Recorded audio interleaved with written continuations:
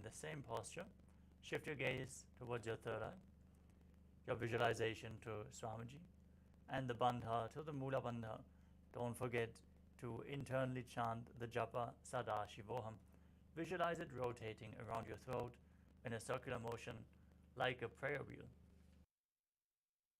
Dopagadali samputakare korvali buparidare.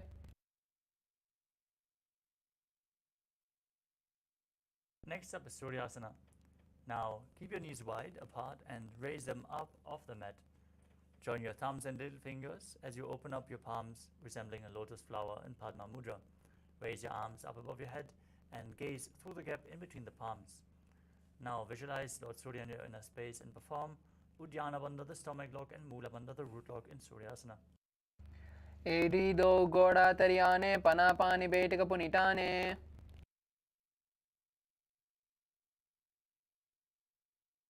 Next up is Mandukasana. Now sit with your feet flat on your heels. Keep your knees apart and place your hands on top of the knees as you gaze to your third eye. Visualize yourself as a frog and press your tongue up against the palate of your mouth in Manduki Mudra. Breathe calmly through your nose in Sahajra Kumbhaka. You can stop the buzzing now as you perform the Mula Bandha in Mandukasana. पादतलौ पृष्ठदेशे अङ्गुष्ठद्वये च संस्पृशे ध्यानयोग्नं पुरस्कृत्य साधयेत् मण्डूकासनम्. Next up is Uttana Mandukasana. From the same sitting posture, bring your hands behind your back and hold on to opposite shoulders with your hands. Keep your elbows close to your head. As you keep visualizing yourself as a frog, gaze to your third eye, keep your tongue up in Manduki Mudra, and perform Uddiyana Bandha and Mula Bandha. Mandukasana मध्यस्थं कूर्पराभ्यां नितं सितः एतद्भेदवदुक्कानम् एतदुत्तानमण्डूकम्. Next up is Simhasana. Now cross your ankles and sit on your heels.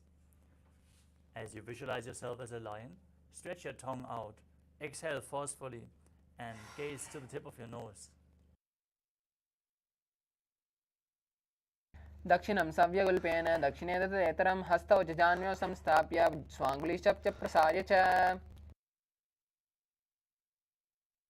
The next asana is Padasana. As you keep the soles of the feet together, toes pointing backwards with the knees spread, sit on your heels and cross your arms behind your back as you hold on to the big toes in Prana Mudra. Gaze to the tip of the nose, visualize Swamiji, and return to buzzing like a bee in Brahmari Kumbhaka as you engage Jalandhara Bandha and Mula Bandha. गुल्पौ च वृषणस्यादौ युत्क्रमेण समाहितः.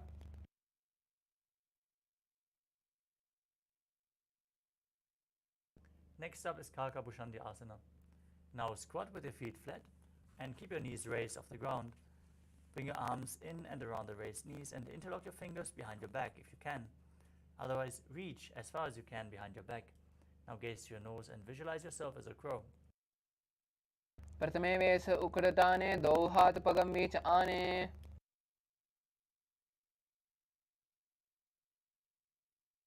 Next up is Kani Pavasana.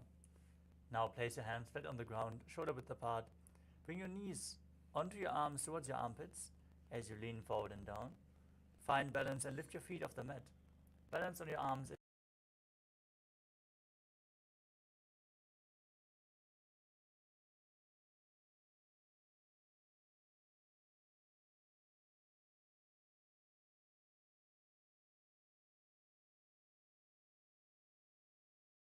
Blood pressure, take it slow with the inverted postures.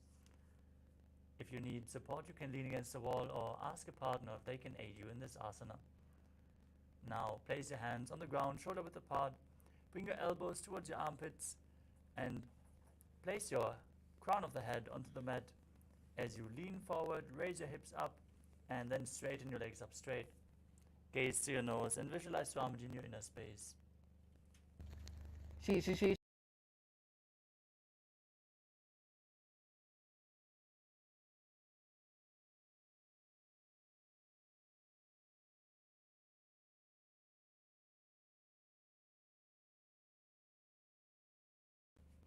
Twisting your body to one side. Lean forward and down onto your arms and extend your legs out to the side. As you balance, gaze to your third eye, visualize yourself as a peacock, and breathe in Rechaka Kumbhaka. Exhale all the way and hold your breath on all the exhalations in Paramashivoham. Mahā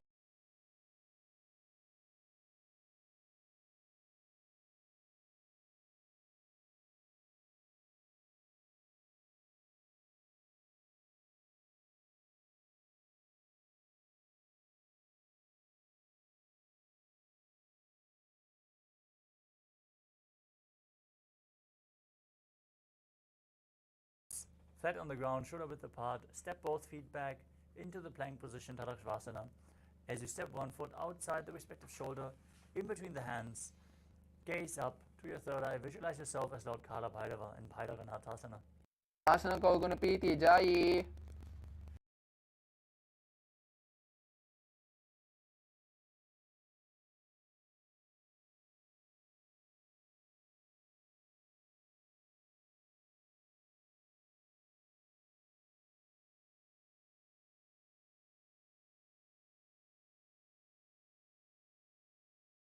Visualize Swamiji in your inner space in Unmukha Pitasana. भून्यस्तौ जाननी हस्तौ चतुष्पदवान्मुखम् उत्तापिताग्रयुगलं चतुष्पदमभिरुका From Tadasana, rotate your body onto one hand and raise the other hand up towards the sky. Keep your core engaged, torso straight as you gaze upwards along the other arm and visualize yourself as Sage Vashishta in Vashishtasana. ऊर्ध्वकुक्कुटवासिष्ठं मरीचिहलमस्तकं परिवृत्तं चोदरस्य विविधं धनुरासनम् Now twist your body in the opposite direction. Repeat Vashishtasana on the other side. ऊर्ध्वकुक्कुटमाशिष्टं मरीचिहलमस्तकं परिवृत्तं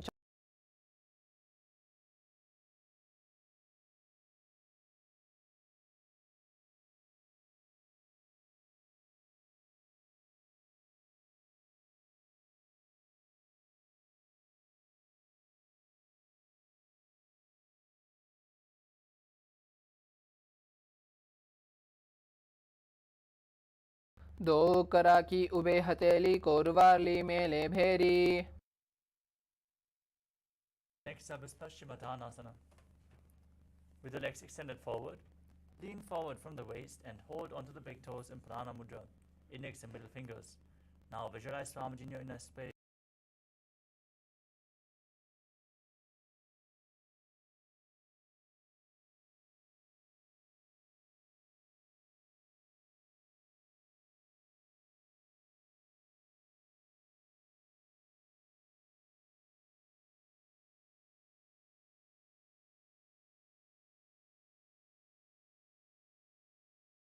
स्वपानिभ्यां दृढं धृत्वा जानोपरि शिरोन्यसेत्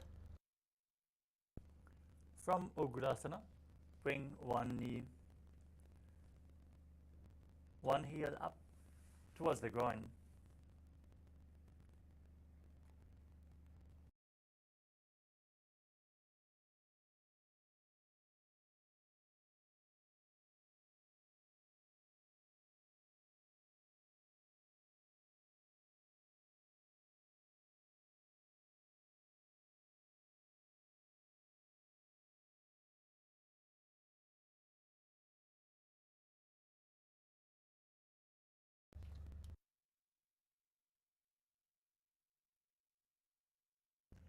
From Marichyasana, drop the knee down to the side. Keep the heel at the perineum as you lean forward and down. Hold onto the front foot with both hands. Gaze to your nose. Visualize Swamiji in your inner space.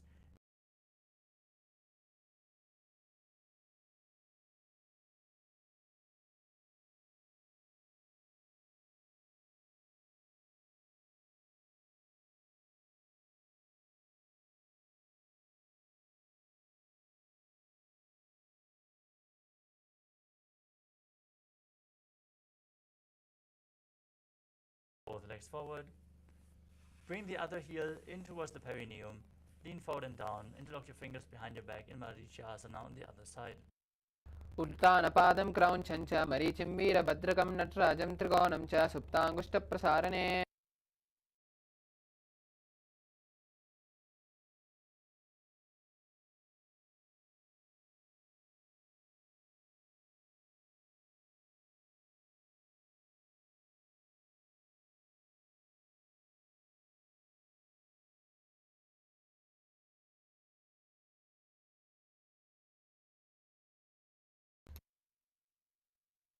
Next up is Padmasana 2. As you keep the soles of the feet together, with the heels close to your perineum, hold the feet firmly with both hands, push the knees down towards the ground. As you gaze to your third eye, visualize Swamiji in your inner space and perform the Mula Bandha.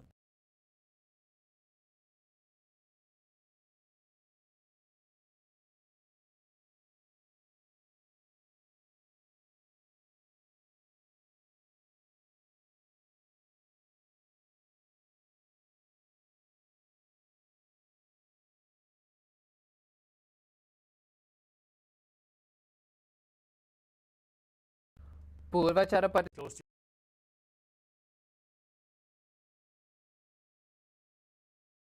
से लिलाट पगतल्या उपरदा से your forehead and your hands down on the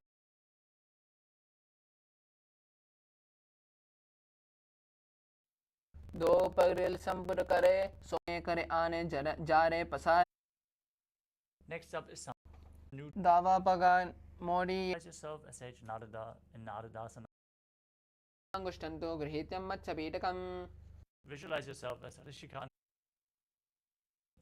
on your back in Garudasana. Aim on the heel and twist your elbows outside as you hold onto the shin and the big toe. As you raise the other foot from Matsyasana, extend your arm forward and down front foot. Place the other hand. Kandanastram. Now place the back hand on the ground behind you. Twist your body even further as you. Now place your feet onto opposite thighs. आसनं द्विविधं प्रोक्तं पद्मं वज्रासनं तथा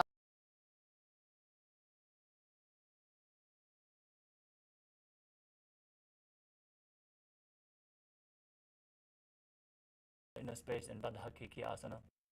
धरामवष्ट्यभ्यकरद्वयेन तत्कुरुपरि स्थापिनत् पार्श्वः. As you visualize yourself as a peacock,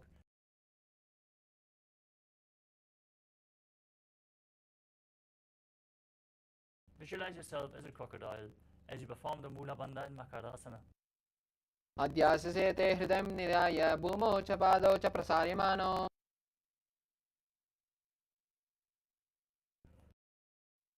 अध्याससे ते करयुग्मं वक्षो भूमिम् अवष्टभ्य करोत्तलयोस्तराभ्याम्.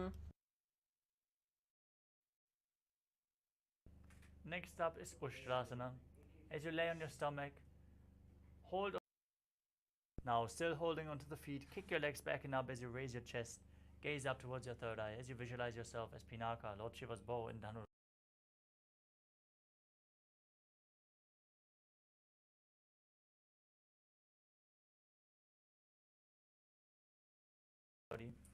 Gaze to your third eye, visualize Swamiji and internally chant the new japa Om Nithyananda Paramashivoham in Bhagasana.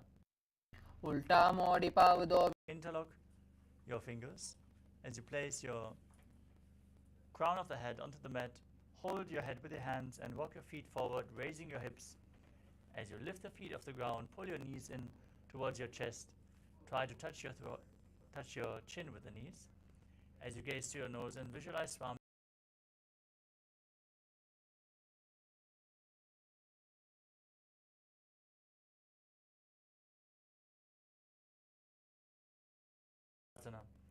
Be straight and stable as you gaze to your nose and visualize Swamiji in your inner space. विपरीतं मण्डलं च विदितं दिनः.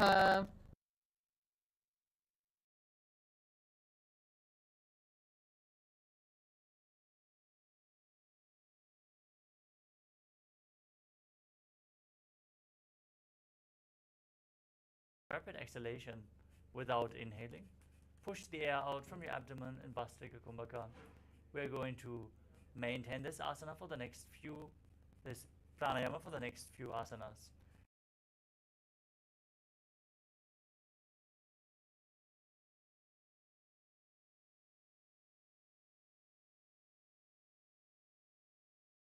हरज आने गोड़ा तरे काम सकी ताने. Up is Parighasana. Now keep your legs extended forward. Place your hands behind your back, holding on to opposite shoulders. Gaze up towards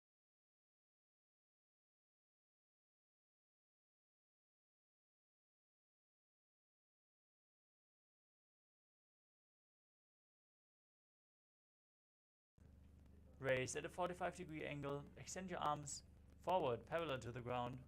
As you gaze to your third eye, visualize yourself as a boat and keep rapidly exhaling in Bhastrika Kumbhaka in Naukasana.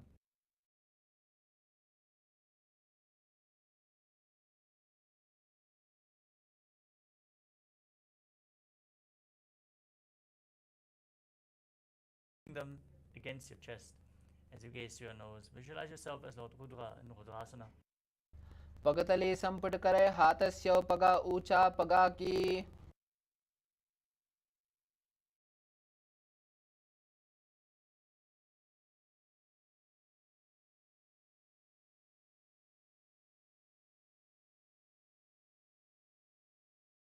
Push your hips up. Engage the Mula Bandha and the Jalandhara Bandha. As you breathe in Murcha Kumbhaka, push the air out through the throat lock. Push the Kundalini Shakti to the higher centers. And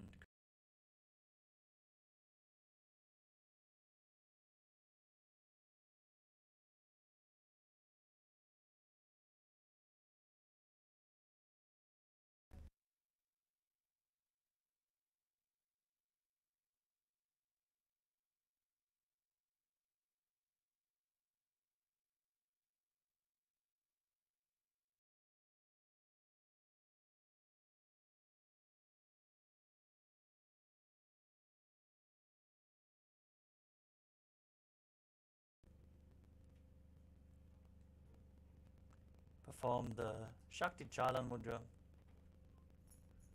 as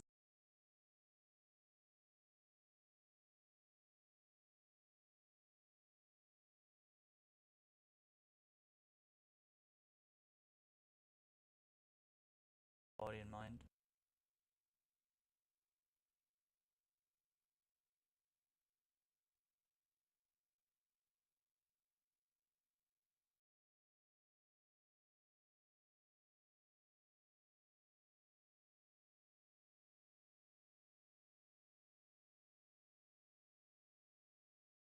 Nithyananda Paramashivoham in Shivasana.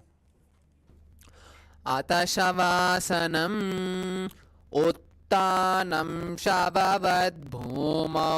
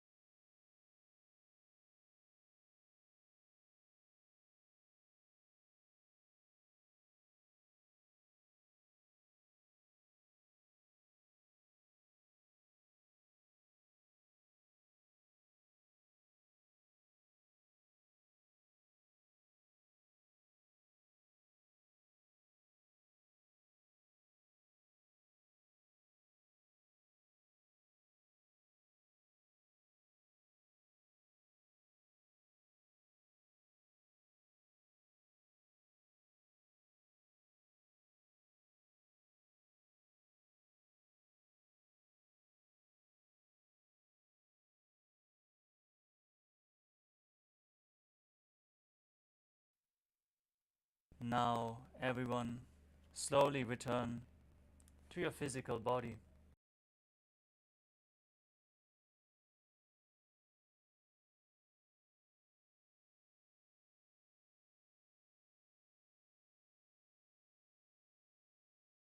body from side to side as you slowly return to a comfortable seated position.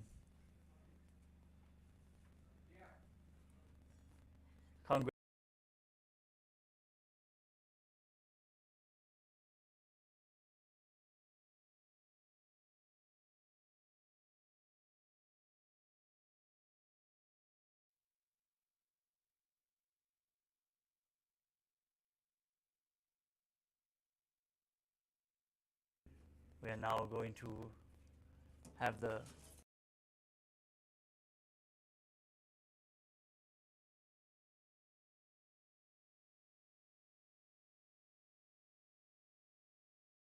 conclude today's Nithyananda yoga session with the Purna mantra.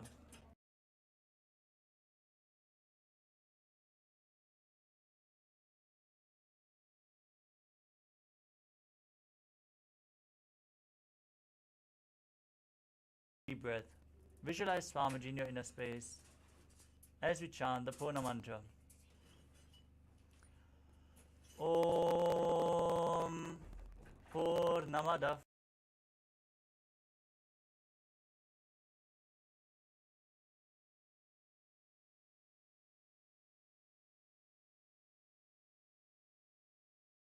Hari Om Tat Sat Sarvam Bhagavat Shri Nithyananda Paramaśiva Padukar Panamastu. Om Nithyanandam.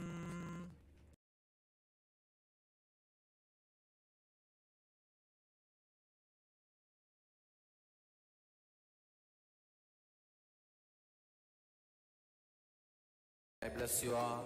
Let you all open all your three eyes and manifest the powers of Mahā Sadashiva. Om Nithyananda.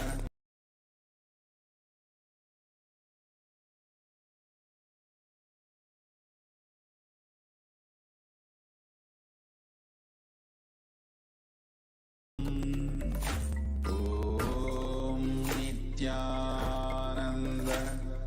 Paramashivoham. Om Nithyananda.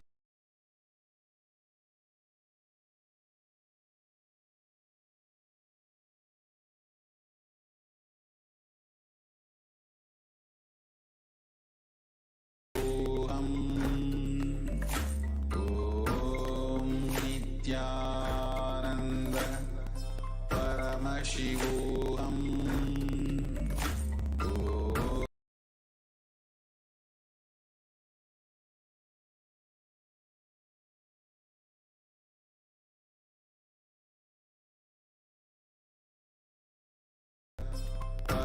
Paramashivoham.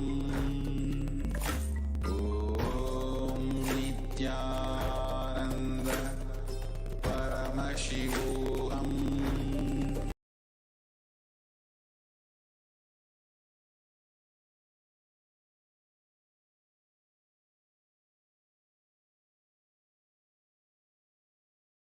Ananda. Paramashivoham.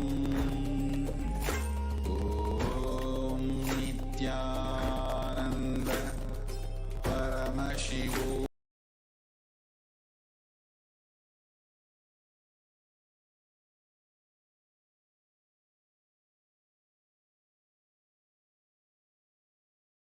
Om Nithyananda.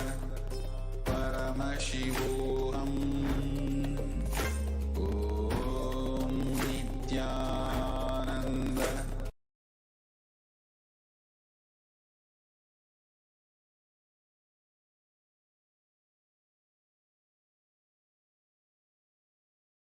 Om Nithyananda.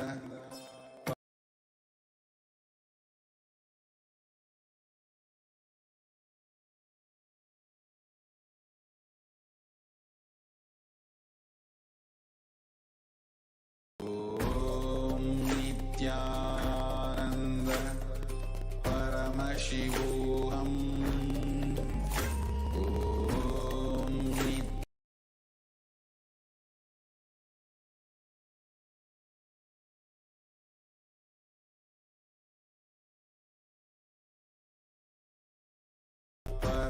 Paramashivoham Om Nithyananda Paramashivoham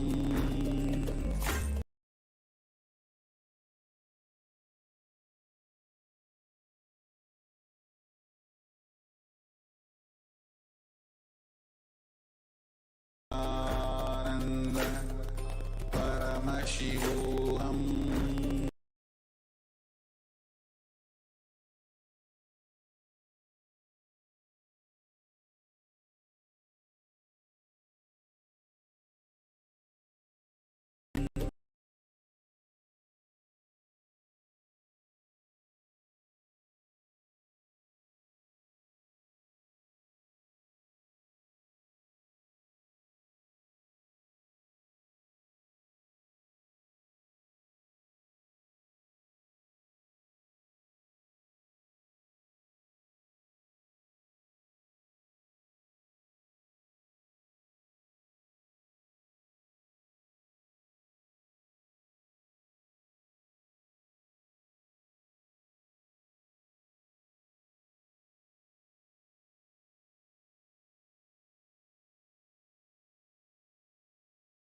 Ananda Paramashivoham Om Nithyananda Paramashivoham Om Nithyananda Paramashivoham Om Nithyananda Paramashivoham Om Nithyananda Paramashivoham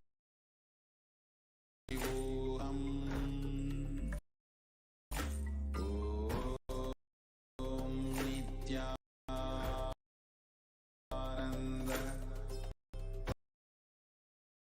Paramashivoham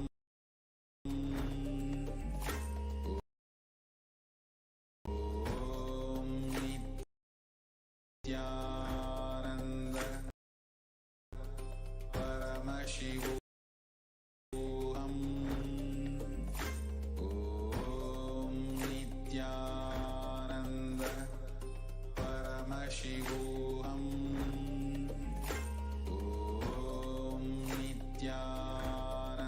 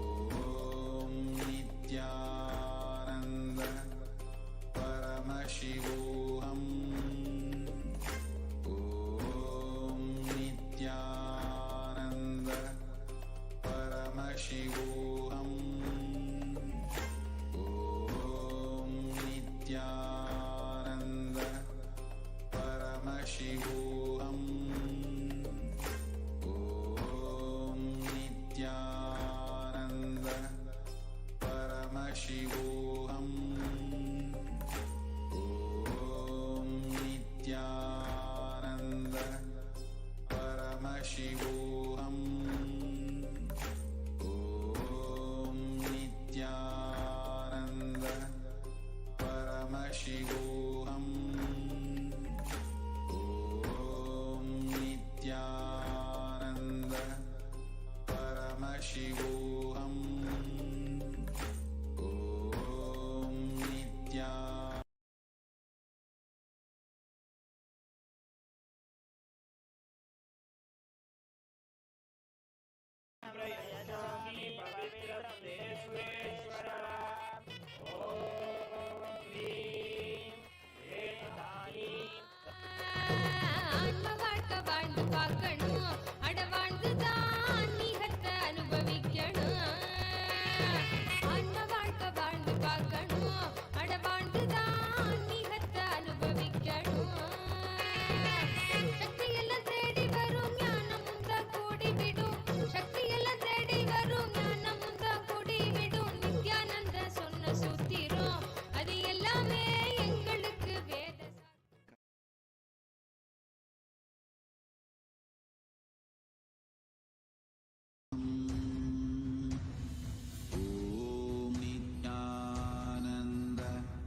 Paramashivoham.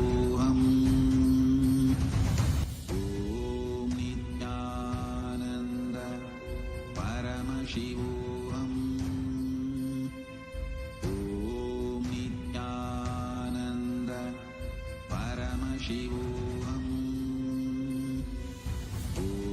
Om Nithyananda Paramashivoham. Paramashivoham. Om Nithyananda Paramashivoham. Om Nithyananda Paramashivoham. Om Nithyananda Paramashivoham. Paramashivoham. Om Nithyananda Paramashivoham. Om Nithyananda Paramashivoham. Om Nithyananda Paramashivoham. Paramashivoham. Om Nithyananda Paramashivoham. Om Nithyananda Paramashivoham. Om Nithyananda Paramashivoham.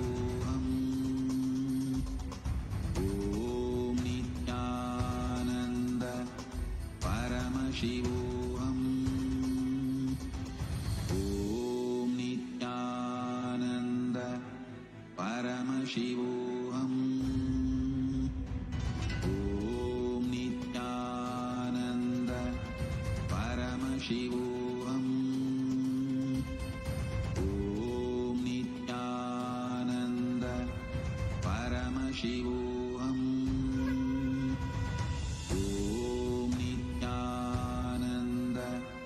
Paramashivoham. Paramashivoham. Om Nithyananda Paramashivoham. Om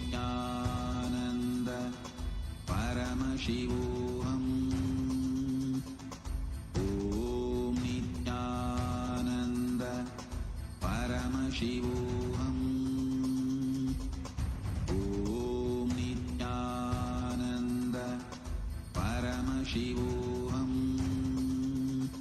Paramashivoham.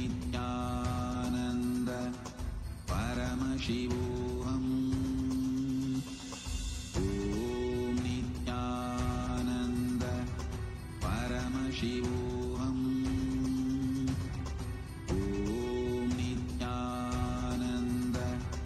Paramashivoham. Om Nithyananda Paramashivoham. Om Nithyananda Paramashivoham. Om Nithyananda Paramashivoham. Om Nithyananda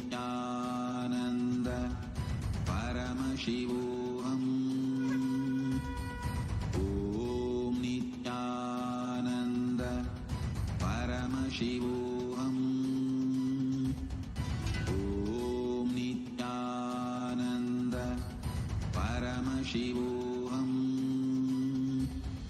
Om Nithyananda Paramashivoham.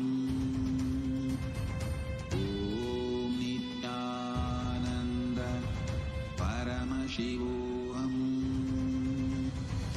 Om Nithyananda Paramashivoham. Om Nithyananda Paramashivoham. Om Nithyananda Paramashivoham. Om Nithyananda Paramashivoham. Om Nithyananda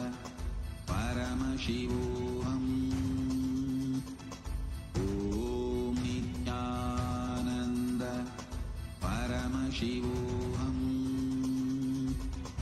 Om Nithyananda Paramashivoham. Om Nithyananda Paramashivoham. Om Nithyananda Paramashivoham. Om Nithyananda Paramashivoham. Om Nithyananda Paramashivoham. Om Nithyananda Paramashivoham. Om Nithyananda. Your fears, incompletions, insecurities, nothing is needed for you to exist. Paramashiva alone is enough for you to live absolutely, blissfully, celebrating, fulfilled, complete, intensely. Paramashivoham. Om Nithyananda Paramashivoham. Welcome you all with my love and respects. Before entering into the sutras, I want all of you to just sit for a few seconds. Sit straight and just prepare yourself. Because this understanding about which I am going to talk gave me the courage to leave the home. Today's subject is Maya.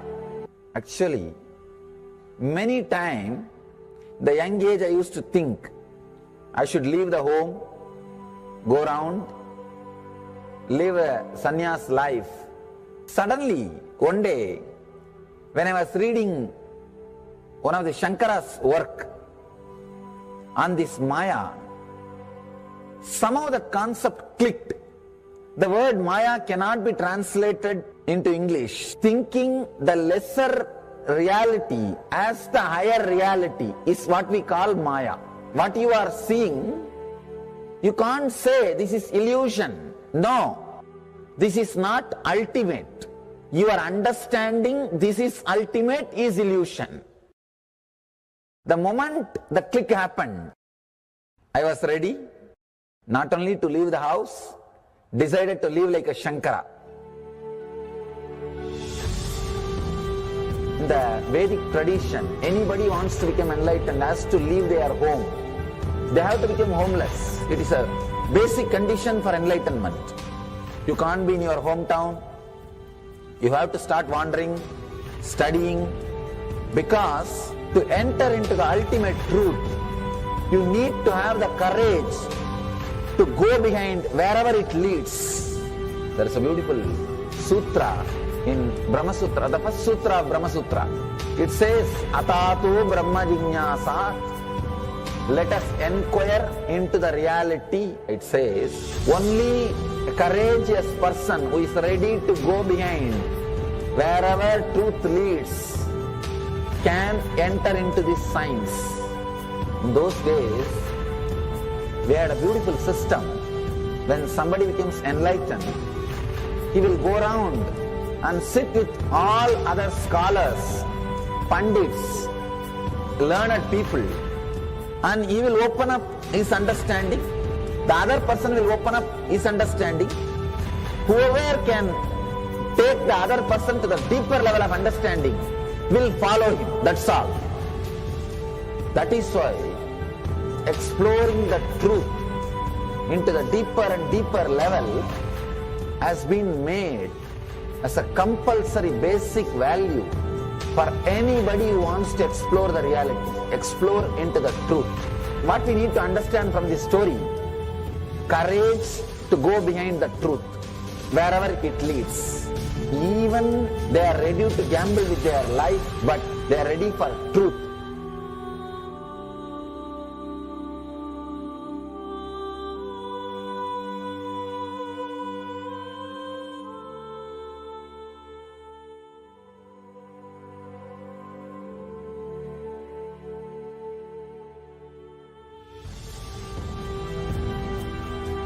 If you accept or start working on the reality, whatever you see can be Maya. It feels as if the ground on which you are standing is opening or giving way, is taken away. It needs courage. It may suddenly open a new door to you. You must be able to go into the door, only then you can see the next door. Because I am trying to reproduce the same understanding and experience which happened in me. Understand? When I understood that Maya, the concept of Maya, it gave me so much of joy and courage to do anything. I decided I will live like a Shankara. There is every possibility you will catch the glimpse. I am not telling you will run away from a home. You will have the same energy and excitement and liberation when you realize this truth. If this one concept Maya is understood logically by you, no suffering can make low curve in you. Nobody can exploit you easily. If you can just open that courage, this understanding can open new doors for you. If you understand this clearly, you will have the courage. If you have little courage, you will have understanding. It's like a circle. Who will start first? I represent KAILASA nation led by Supreme Pontiff of Hinduism, Sri Nithyananda Paramashivoham, which speaks on behalf of 2 billion Hindus around the world who do not have a voice representing them in these international forums.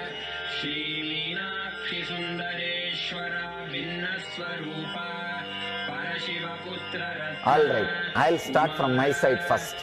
I'll give the understanding. Let you add courage to it. Let's enter into the sutra. Illusions deceive, colors circumscribe, even divisibles are indivisible. Look becomes Shiva.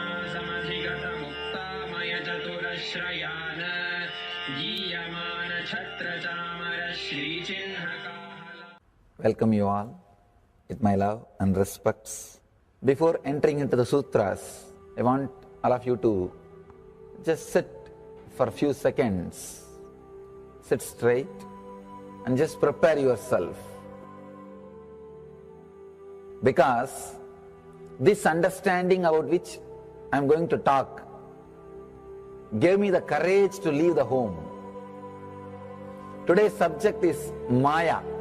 Actually, many times, the young age I used to think I should leave the home, go around, live a sannyas life. Suddenly, one day, when I was reading one of the Shankara's work on this Maya, somehow the concept clicked. The word Maya cannot be translated into English. Thinking the lesser reality as the higher reality is what we call Maya. What you are seeing, you can't say this is illusion. No, this is not ultimate. Your understanding this is ultimate is illusion. The moment the click happened, I was ready not only to leave the house, decided to live like a Shankara. In the Vedic tradition, anybody wants to become enlightened has to leave their home. They have to become homeless. It is a basic condition for enlightenment. You can't be in your hometown. You have to start wandering, studying, because to enter into the ultimate truth, you need to have the courage to go behind wherever it leads. There is a beautiful sutra in Brahma Sutra, the first sutra of Brahma Sutra. It says, Atato Brahma Jignasa, let us inquire into the reality. It says, only a courageous person who is ready to go behind wherever truth leads can enter into this science. In those days, we had a beautiful system. When somebody becomes enlightened, he will go around and sit with all other scholars, pandits, learned people, and he will open up his understanding. The other person will open up his understanding. Whoever can take the other person to the deeper level of understanding will follow him. That's all.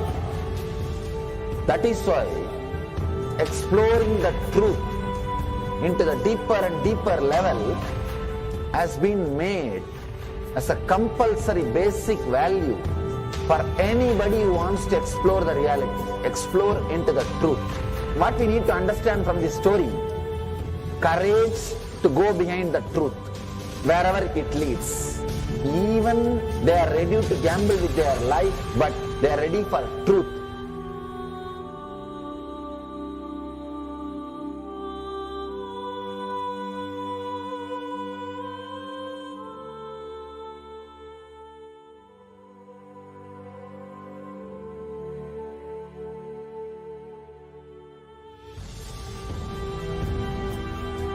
If you accept or start working on the reality, whatever you see can be Maya. It feels as if the ground on which you are standing is opening or giving way, is taken away. It needs courage. It may suddenly open a new door to you. You must be able to go into the door, only then you can see the next door. Because I am trying to reproduce the same understanding and experience which happened in me. Understand? When I understood that Maya, the concept of Maya, it gave me so much of joy and courage to do anything. I decided I will live like a Shankara. There is every possibility you will catch the glimpse. I am not telling you will run away from a home. You will have the same energy and excitement and liberation when you realize this truth. If this one concept Maya is understood logically by you, no suffering can make low curve in you.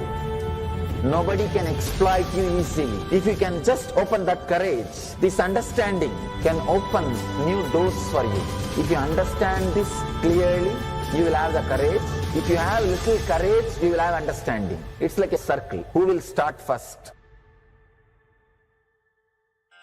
I represent KAILASA nation led by Supreme Pontiff of Hinduism, Sri Nithyananda Paramashivoham, which speaks on behalf of 2 billion Hindus around the world who do not have a voice representing them in these international forums.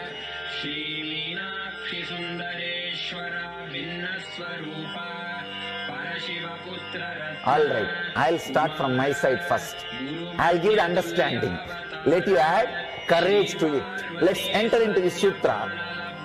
Illusions deceive, colors circumscribe, even divisibles are indivisible. Look becomes Shiva.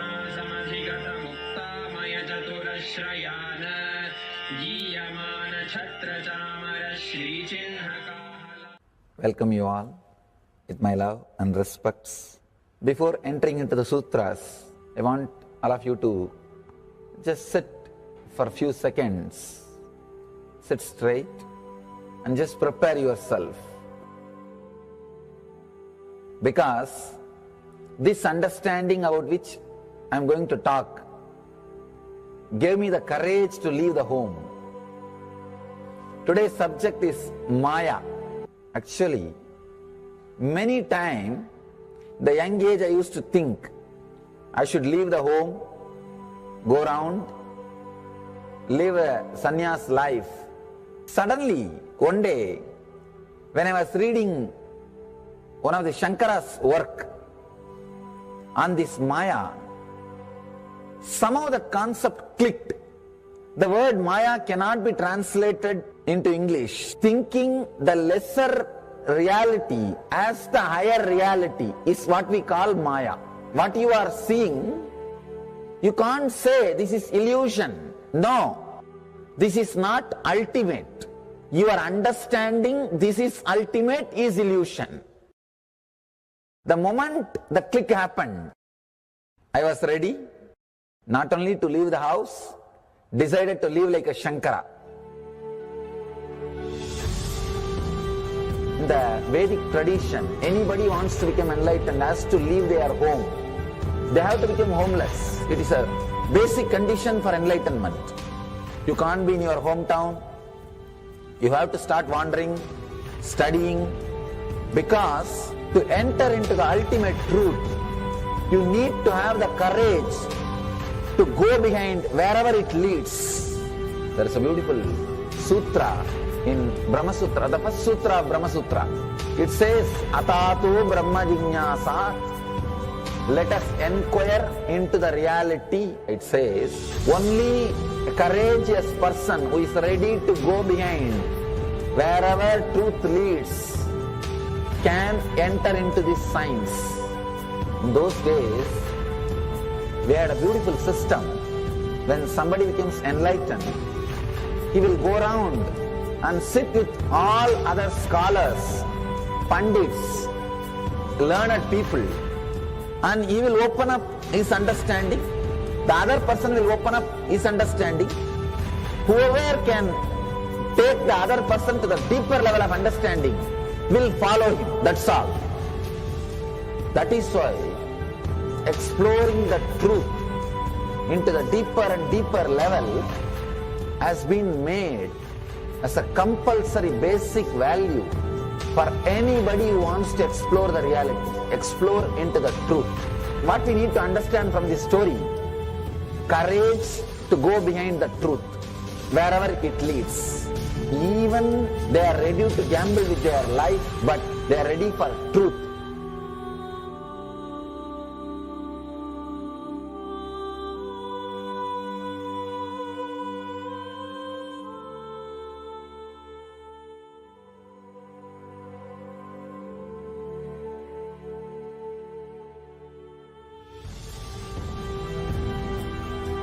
If you accept or start working on the reality, whatever you see can be Maya. It feels as if the ground on which you are standing is opening or giving way, is taken away. It needs courage. It may suddenly open a new door to you. You must be able to go into the door, only then you can see the next door. Because I am trying to reproduce the same understanding and experience which happened in me. Understand? When I understood that Maya, the concept of Maya, it gave me so much of joy and courage to do anything. I decided I will live like a Shankara. There is every possibility you will catch the glimpse. I am not telling you will run away from a home. You will have the same energy and excitement and liberation when you realize this truth. If this one concept Maya is understood logically by you, no suffering can make low curve in you. Nobody can exploit you easily. If you can just open that courage, this understanding can open new doors for you. If you understand this clearly, you will have the courage. If you have little courage, you will have understanding. It's like a circle. Who will start first? I represent KAILASA nation led by Supreme Pontiff of Hinduism, Sri Nithyananda Paramashivoham, which speaks on behalf of 2 billion Hindus around the world who do not have a voice representing them in these international forums.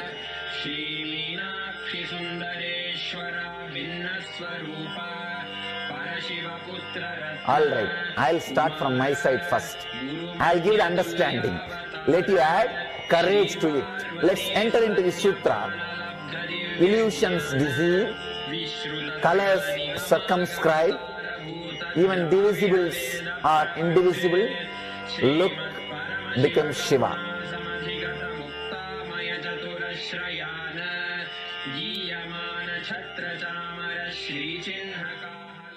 welcome you all with my love and respects.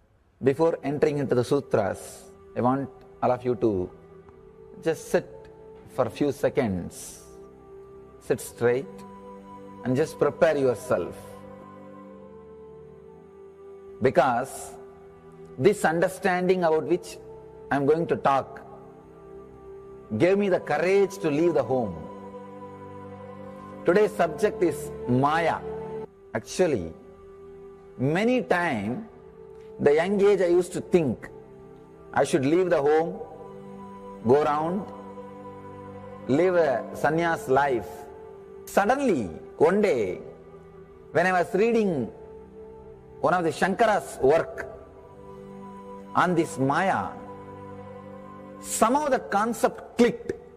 The word Maya cannot be translated into English. Thinking the lesser reality as the higher reality is what we call Maya.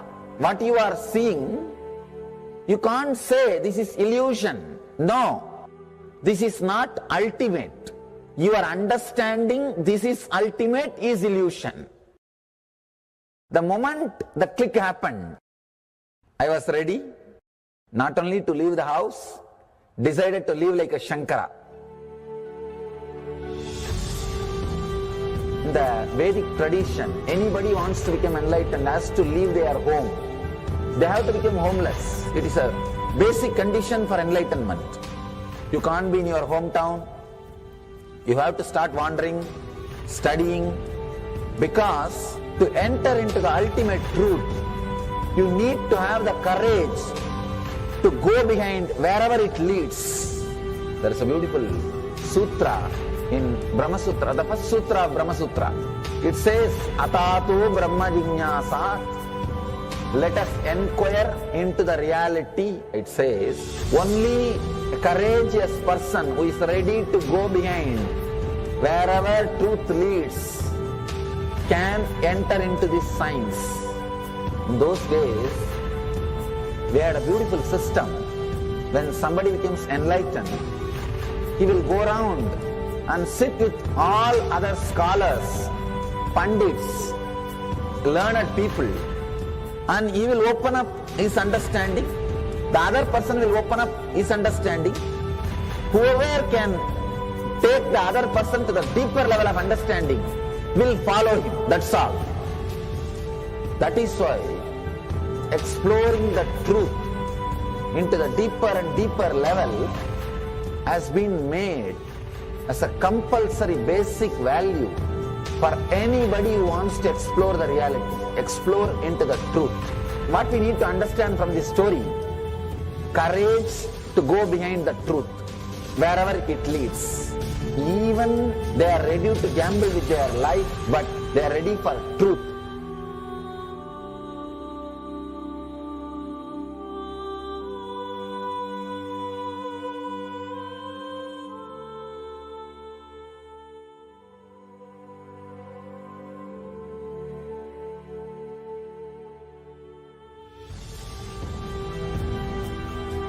If you accept or start working on the reality, whatever you see can be Maya. It feels as if the ground on which you are standing is opening or giving way, is taken away. It needs courage. It may suddenly open a new door to you. You must be able to go into the door, only then you can see the next door. Because I am trying to reproduce the same understanding and experience which happened in me. Understand? When I understood that Maya, the concept of Maya, it gave me so much of joy and courage to do anything. I decided I will live like a Shankara. There is every possibility you will catch the glimpse. I am not telling you will run away from a home. You will have the same energy and excitement and liberation when you realize this truth. If this one concept Maya is understood logically by you, no suffering can make low curve in you. Nobody can exploit you easily. If you can just open that courage, this understanding can open new doors for you. If you understand this clearly, you will have the courage If you have little courage, you will have understanding. It's like a circle. Who will start first? I represent KAILASA nation led by Supreme Pontiff of Hinduism, Sri Nithyananda Paramashivoham, which speaks on behalf of 2 billion Hindus around the world who do not have a voice representing them in these international forums.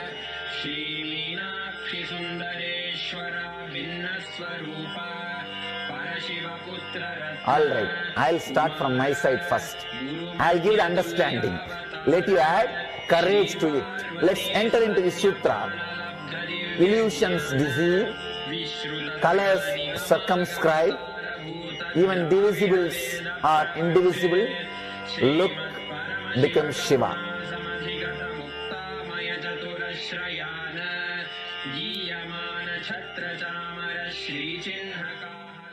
Welcome you all with my love and respects.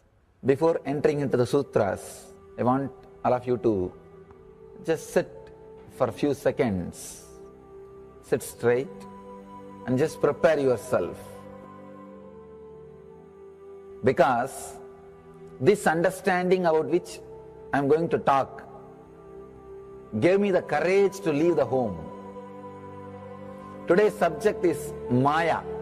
Actually, many times, the young age I used to think I should leave the home, go around, live a sannyas life.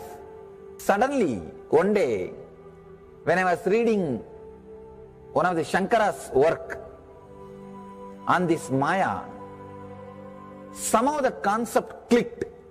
The word Maya cannot be translated into English. Thinking the lesser reality as the higher reality is what we call Maya. What you are seeing, you can't say this is illusion. No, this is not ultimate. Your understanding this is ultimate is illusion. The moment the click happened, I was ready not only to leave the house, decided to live like a Shankara. In the Vedic tradition, anybody wants to become enlightened has to leave their home. They have to become homeless. It is a basic condition for enlightenment. You can't be in your hometown. You have to start wandering, studying, because to enter into the ultimate truth, you need to have the courage to go behind wherever it leads. There is a beautiful sutra in Brahma Sutra, the first sutra of Brahma Sutra. It says, Atatu Brahma Jinyasa. Let us inquire into the reality. It says, only a courageous person who is ready to go behind wherever truth leads can enter into this science. In those days, we had a beautiful system. When somebody becomes enlightened, he will go around and sit with all other scholars, pandits, learned people, and he will open up his understanding. The other person will open up his understanding. Whoever can take the other person to the deeper level of understanding will follow him. That's all. That is why exploring the truth into the deeper and deeper level has been made as a compulsory basic value for anybody who wants to explore the reality, explore into the truth. What we need to understand from this story, courage to go. Paramashivoham Nithyananda Paramashivoham Yes, Nithyananda. It was a wonderful yoga segments. It's a quick yoga segments as we are today preparing for the final day of Paramashivoham Level 3 Season 2. Today we are all going to receive Swamiji in his very own form. Bhagavan Sri Nithyananda Paramashivam, the very own avatar, the incarnation of Paramashiva, landed on this planet Earth to give the glimpse of Mahā KAILΑSA to us. So yes, throughout this program, Bhagavan has given the experience of all the lokas. So today, all of us are going to receive and experience the Mahā KAILASA, where he resides as a formless form of eternal happening of this life, where he is alive there. So yes, today we are all going to receive from the supreme point of Hinduism the darshan of Bhagavan Sri Nithyananda Paramaśivam, and also experience the Mahā KAILASA. I think the viewers and all of us are wanting to experience this Mahā KAILASA. So here is the place where he becomes the formless and gives the experience of that formlessness to all of us. So still a few participants, the cameras are turned off. Request all the participants to get ready.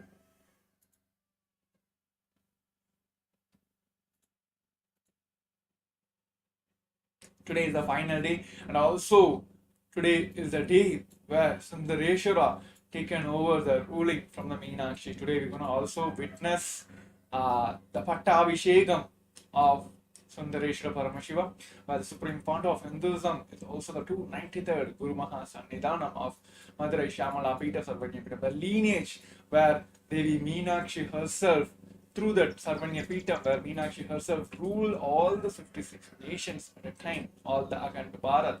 So today we are all going to witness, it is like kind of power packed, multiple darshans, multiple experience we are all going to witness today. So for the preparation, we're going to have a short video clip where Bhagavan himself is speaking about how the Mahā KAILASA exists, how you can experience this Mahā KAILASA. So now I request all of you to get ready. We're going to have a short video now, which Bhagavan himself explains the state, space and powers of Mahā KAILASA. Yes.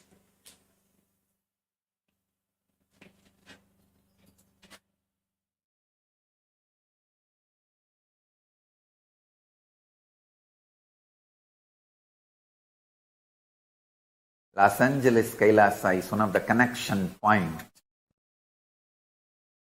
with Mahā KAILASA and Bhuloka and all other lokas, spaces.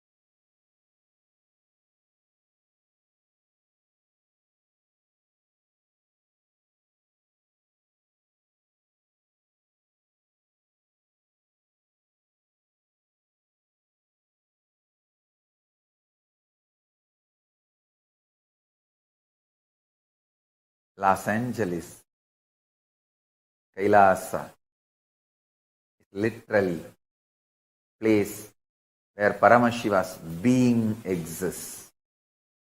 He is not only in the form of energy, superconsciousness, state, space, powers, he is in the very form of that being. Accepting, receiving our worship, prayers and responding with a grace and compassion and love and blessing. Swamiji, what's the daily lifestyle of Paramashiva? Like, do you brush teeth with Haritaki and do yoga like everyone? Do what I am saying. What I do, you can't do. So, Paramashiva is above all this. You just do what I am saying. You can never do what I am doing. You will never be even able to know what I am doing or my lifestyle. My lifestyle is beyond your imagination and love and blessing. Swamiji, what's the daily lifestyle of Paramashiva? Like, do you brush teeth with Haritaki and do yoga like everyone? Do what I am saying. what I do, you can't do. So, Paramashiva is above all this. You just do what I am saying. You can never do what I am doing. You will never be even able to know what I am doing or my lifestyle. My lifestyle is beyond your imagination or understanding.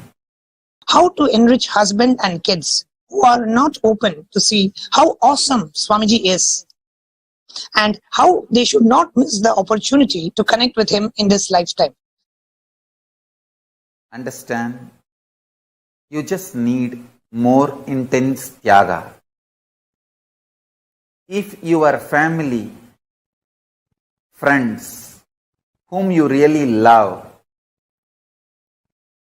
who you really want that they should connect with Paramashiva, myself, and the lifestyle I am manifesting.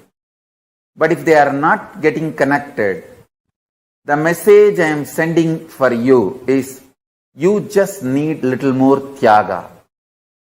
Your tyaga, sacrifice, need to become more intense.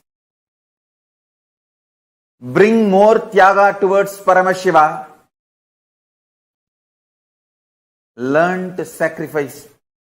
Do tyaga more and more for Paramashiva. Your tyaga will inspire them. Make them understand the higher existence. With your tyaga, I will manifest my powers. That will inspire them. Make them understand the higher way of existing. They will automatically be connected to me. Pranams at your divine lotus feet, Swamiji. Thank you for the blessing of Paramashivoham Level 2. My question is, I had the cognition up until now that in order to move beyond lower vibrational emotions like fear, anger, shame, guilt, etc., a person should not suppress those emotions, because suppressed negative emotions can result in disease. Instead, to move beyond those negative emotions, a person has to move through them. When you say to do tyaga on emotions like fear, for example, how can I be sure I am doing tyaga and not just suppressing the emotion? Can you help me understand what it means to do tyaga on emotions? Thank you, Swamiji. Many principles, cognitions you carry from the modern day psychology, psychiatry, psychosomatic,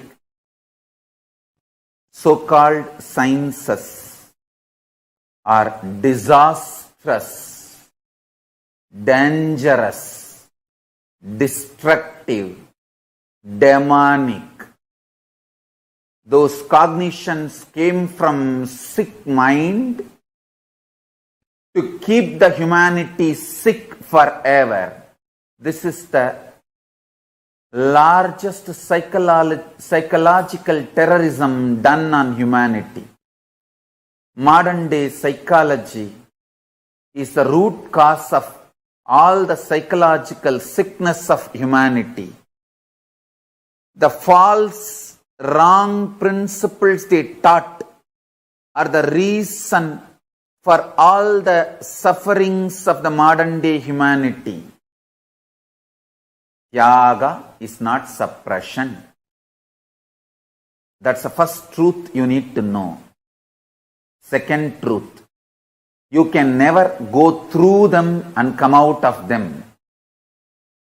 Third truth, renounce everything you know about you. From the modern psychology, it is sickening. Your consciousness. Learn from me, the creator of you. I am giving you the owner's manual. Vedas and Agamas. Learn from me, your consciousness.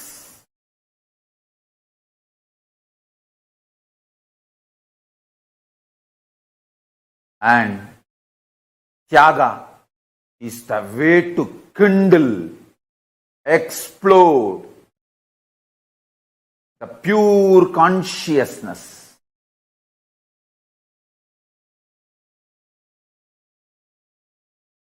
Sacrifice even the idea. If you suppress your fears, it will come out as disease, because the whole thing is false. Whole thing is false. Neither your fear is truth, nor the principle, if you suppress your fears, it will come out as disease, is true. Both are false. Renounce both.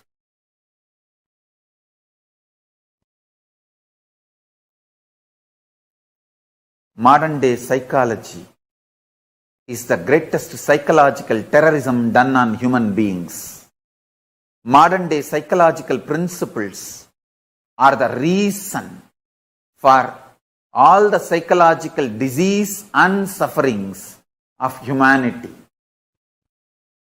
Learn about you, your body, your mind, everything from me, the Creator.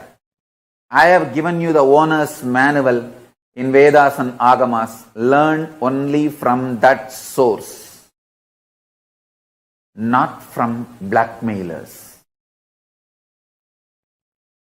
Don't learn about you from blackmailers. Learn about you from Creator, Liberator.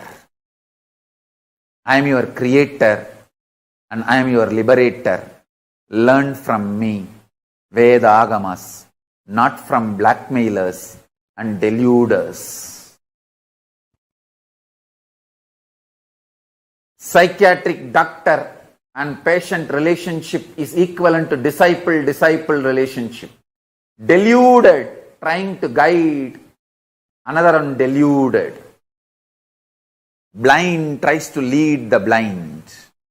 Both destroy themselves. Swamiji, as you have said, having Guru in one's life is the ultimate luxury.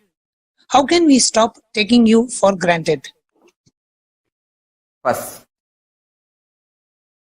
stop all disciple-disciple relationship which gives you either perverted or lower understandings about Guru and his actions and his existence.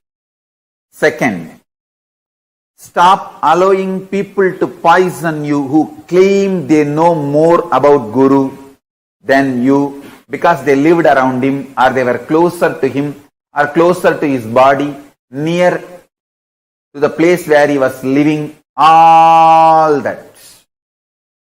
Stop any form of relationship with any abuser,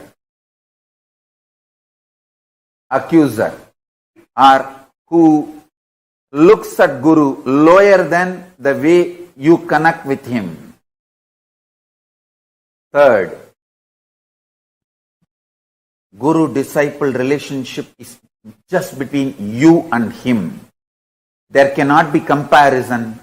Comparing others' relationship with him, there cannot be silly emotions like attention need or any comparison, jealousy between you and your Guru's relationship. Do not allow third person to enter between you and your Guru's relationship. Fourth, operate from the reality, truth. What you sacrifice, do tyaga for him. He showers billions and trillions times more on you. Whether you share your time, treasure, talent, emotion, love, anything with Guru, Whatever you sacrifice, He showers billions of times on you. There is no comparison. Oh, he gave only that much and he got that much attention, name and fame, glory. Should I give this much? Stop all comparison. Stop dealing me strategically. Start dealing me with simple integrity.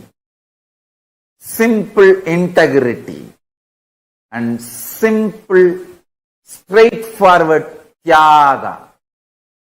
What you can give, that last thing, sacrifice that. Kannappa, whose eyes still I am having. Ilayangudi Maranar, whose food still I am eating.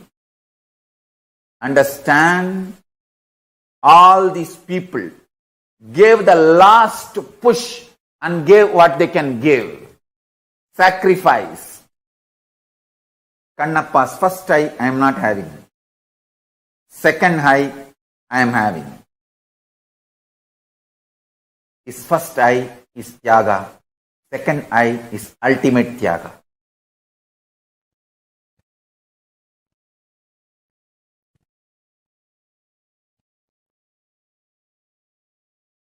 When Ilayangudi Maranar and his wife cooked food for me, they tied cloth on their nose because they did not eat for 3 days.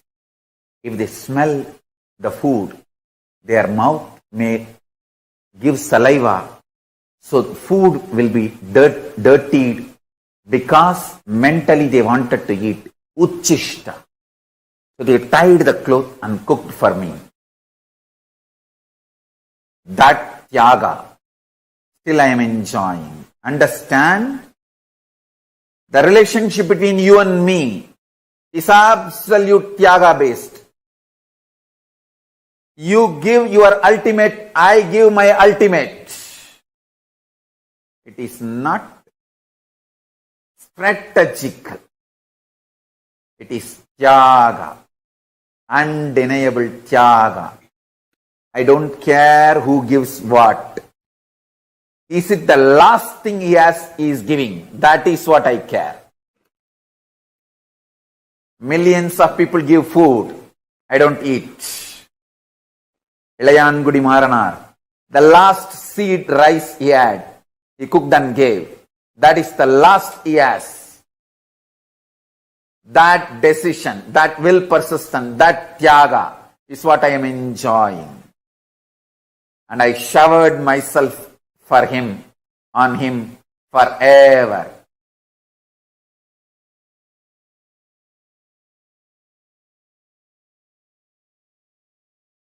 Tyaga is the bridge between Guru and disciple, not any other strategy. Fifth, simple one-liner. Simple attachment, simple obedience. That's it.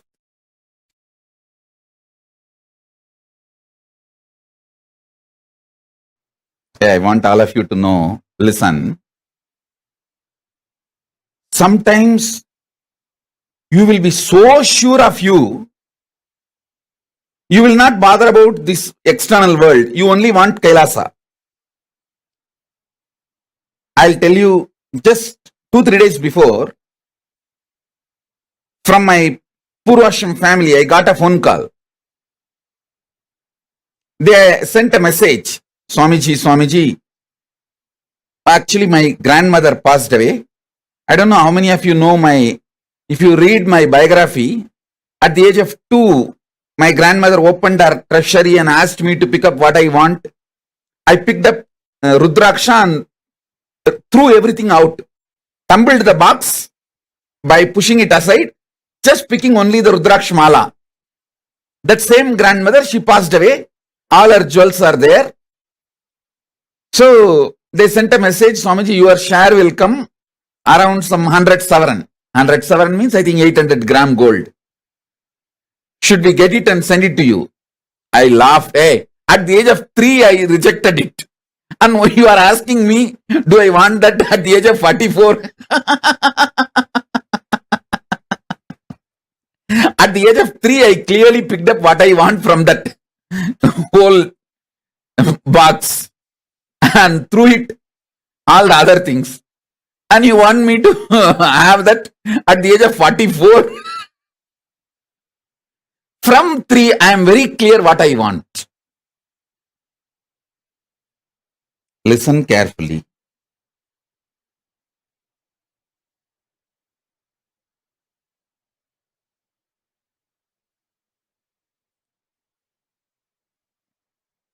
The consciousness I carry now at this moment is Turyatita Turyatita. Listen.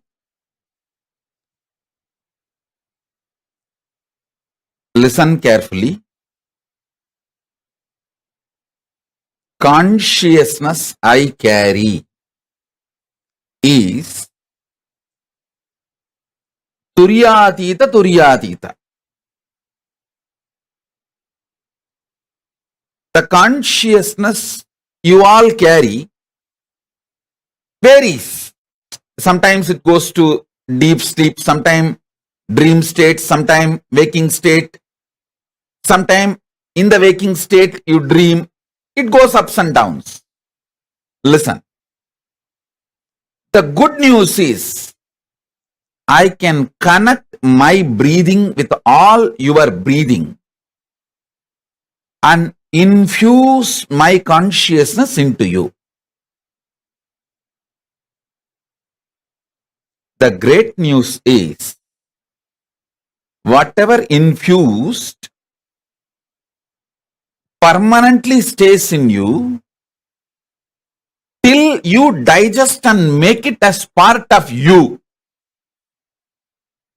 Till you make that as a permanent state. It stays in you. It can't leave you. Once I breathe this Turyatita Turyatita into you, means the enlightened consciousness into you, the seed cannot be killed. It stays inside you till you allow it to sprout and come out. See, in Indian villages, mothers will frighten the kids saying, don't swallow the seed of any fruit like a grape. Any fruit when they give, they will tell, hey, you should not swallow the seed. You should put the seed out, spit it out. If you swallow the seed, the tree will grow inside your stomach and through the nose, ears, all that branches will come out. How many of you heard this?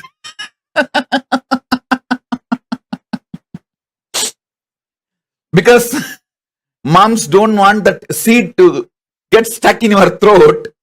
They will always tell this. In all Indian villages, they will tell this story. You should not eat that seed. If you eat that seed, that tree will sprout in your stomach and then branches will come out through your ears, nose and mouth. So listen,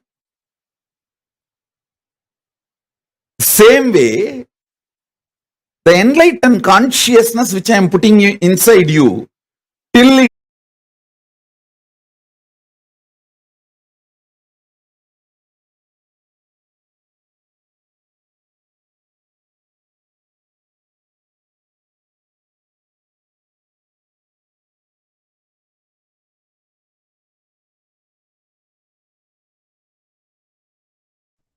Swamiji so beautifully revealed to all of us about the space of Mahā KAILΑSA. What does it mean to manifest that formlessness inside of us? What did each of you click with in what Swamiji revealed just now? Can I request all the participants to share? I see so many hearts, so many messages on the chats. What did each of you understand as a space of Mahā KAILASA?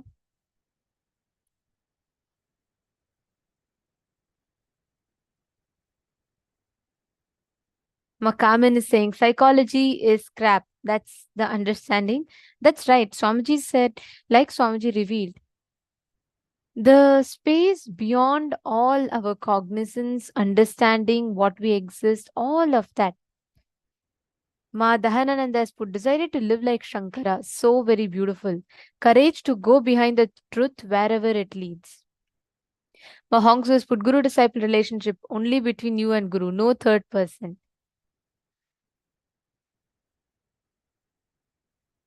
Beautiful. See, the space of Mahā KAILASA is the ultimate space where we exist as Paramashiva, we exist in our ultimate Paramashanta Swarupa, just in that space of pure oneness with Paramashiva. And that is what is the space of Mahā KAILASA. And manifesting that space of Tyaga, the ultimate space of oneness. Are you all able to hear now? I'm seeing some messages saying audio is not good. Can all the participants hear?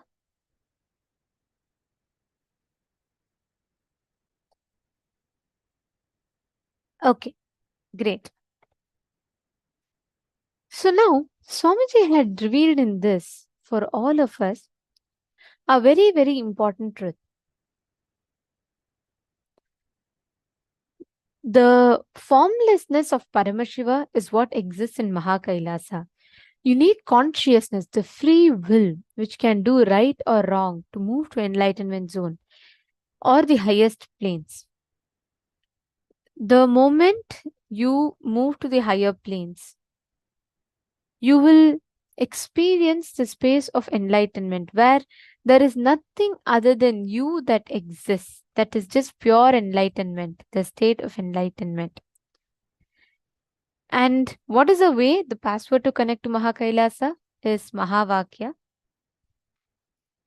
And Mahavakya is the space that opens up our Dwadashanta, which is 3 fists or 12 fingers breadth above the Sahasrara chakra is the Dwadashanta. And literally Dwadashanta is the portal that opens us up, the points that opens us up to connect to Mahā KAILASA. So there are multiple connecting points. So far, of course, one is the Biddi banyan tree.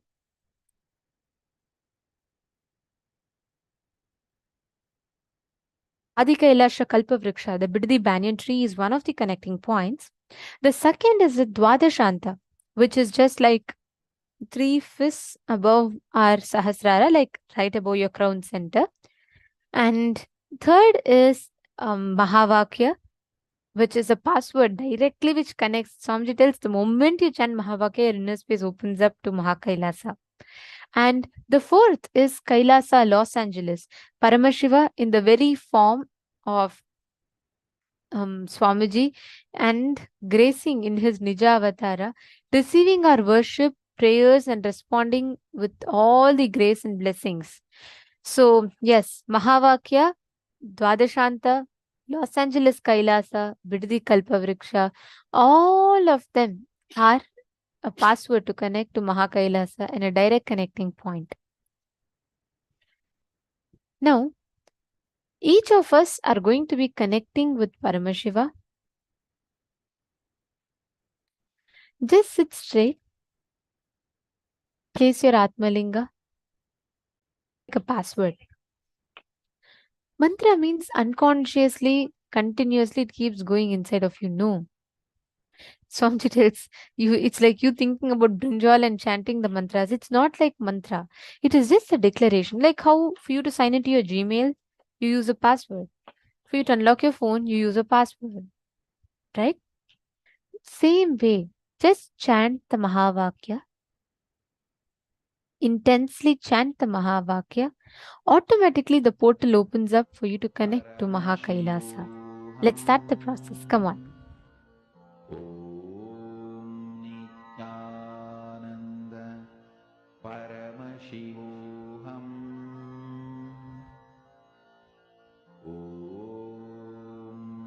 Nithyananda Paramashivoham